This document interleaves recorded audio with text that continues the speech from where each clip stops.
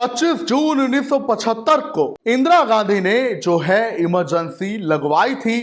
तत्कालीन राष्ट्रपति फखरुद्दीन अली अहमद ने इमरजेंसी लगाने के जो कागजात थे उन पर हस्ताक्षर किए थे। इसे जो है कांग्रेस की जो विपक्षी पार्टियां हैं वो इसे लोकतंत्र की हत्या बताती हैं, एक काला अध्याय बताती हैं। आज इसी इमरजेंसी को जो है 50 साल पूरे हो चुके हैं, इसलिए बीजेपी हरियाणा में इसकी 50वीं वर्षगांठ मना रही है। इसी मौके पर बीजेपी जो है इसे संविधान हत्या दिवस के रूप में भी मना रही है, जहां पर बीजेपी कांग्रेस को घेरेगी, कांग्रेस पर निशाना साधेगी। हालांकि इसमें गौर करने वाली बात यह है कि जहां ये जो है इमरजेंसी की 50वीं वर्षगांठ पर बीजेपी के तमाम दिग्गज नेताओं की हरियाणा में ड्यूटी लगाई गई है, वो फील्ड पर उतरेंगे, लेकिन इससे दो चेहरे गायब हैं। किरण चौधरी जो कि हरियाणा के पूर्व मुख्यमंत्री बंसीलाल की बहू हैं, मौजूदा राज्यसभा सांसद है, उनकी बेटी श्रुति चौधरी हरियाणा सरकार में मंत्री, इन दोनों को ही ये जो है इमरजेंसी की 50वीं वर्षगांठ का जो कार्यक्रम है उससे दूर रखा गया है। हालांकि इसकी वजह क्या है और ये वजह बंसीलाल से कैसे जुड़ी है, ये आपको बताएंगे। नमस्कार, आप देख रहे हैं की दहाड़, मैं हूं आपके साथ ओम पांडे। तो देखिए, वो लोग जो राजनीति के जानकार हैं या वो लोग जो बंसीलाल के समय में रहे, उन्हें इतनी जानकारी जरूर होगी, जब देश में इमरजेंसी लगी थी तो बंसीलाल जो हैं, जो कि संजय गांधी और इंदिरा गांधी के विश्वास पात्र माने जाते थे, उनके करीबी थे, उनकी इमेज खलनायक की बन गई थी।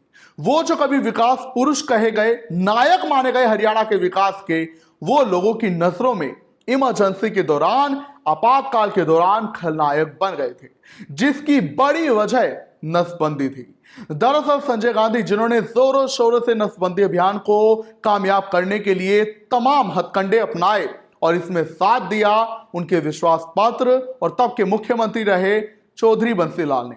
आपको बता दें कि 25-26 जून की रात जो है इमरजेंसी इंपोज की गई थी 1975 को, और ये 21 मार्च 1977 तक देश में लागू हुई। उसके बाद फिर से आम चुनाव हुए, जिसमें इंदिरा गांधी को हार का सामना करना पड़ा।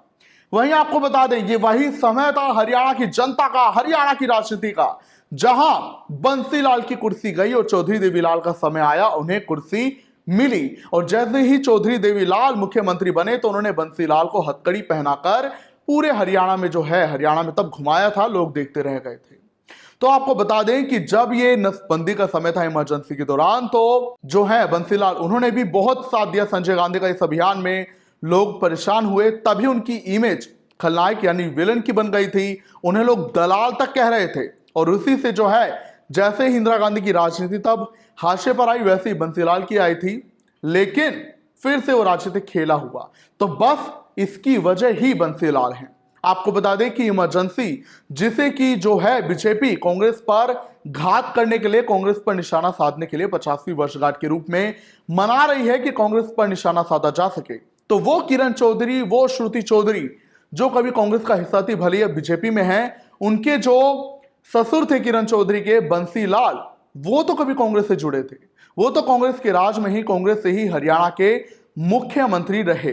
तो ऐसे में भले ही वो बीजेपी में है, लेकिन बीजेपी का ये मानना है, अंदरूनी सूत्रों से हमें पता चला है कि अगर किरण चौधरी और श्रुति चौधरी को, लेकिन बीजेपी का ये मानना है कि अगर वो किरण चौधरी और श्रुति चौधरी को फील्ड पर उतारेंगे, वो भी इमरजेंसी जैसे मुद्दों पर जो कि कांग्रेस के खिलाफ मनाए जाने हैं, उन पर हमला किया जाना है कांग्रेस पर, तो ऐसे में लोग तो सीधे श्रुति चौधरी और किरण चौधरी को ही घेरेंगे कि भाई, आपके दादा ने, किरण चौधरी के ससुर ने भी उनका बहुत साथ दिया था तब नसबंदी में। तो बीजेपी का यह मानना है कि अगर श्रुति चौधरी और किरण चौधरी को फील्ड पर उतारा गया, तो ऐसे में विपक्ष जो है, खासकर कांग्रेस, उन्हें जरूर घेरेगी कि आप हमें इमरजेंसी पर घेर रहे हैं, लेकिन इनकी जो बहू है बंसीलाल की, जिन्हें लोगों ने खलनायक कहा था बंसीलाल को नसबंदी के समय में, आप भी तो उनकी बहू को उनके ससुर के खिलाफ ही उतार रहे हो एक तरीके से।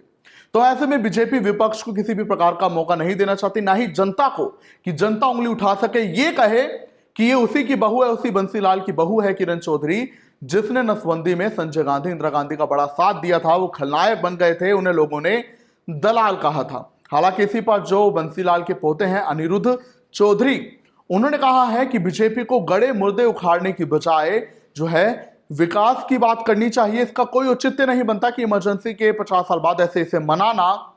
उन्हें विकास की बात करनी चाहिए, एचएयू पर जो विवाद है उसे सुलझाना चाहिए, उस पर जवाब देना चाहिए, बेरोजगारी पर जवाब देना चाहिए, ना कि ऐसे गड़े मुर्दे उखाड़ने चाहिए।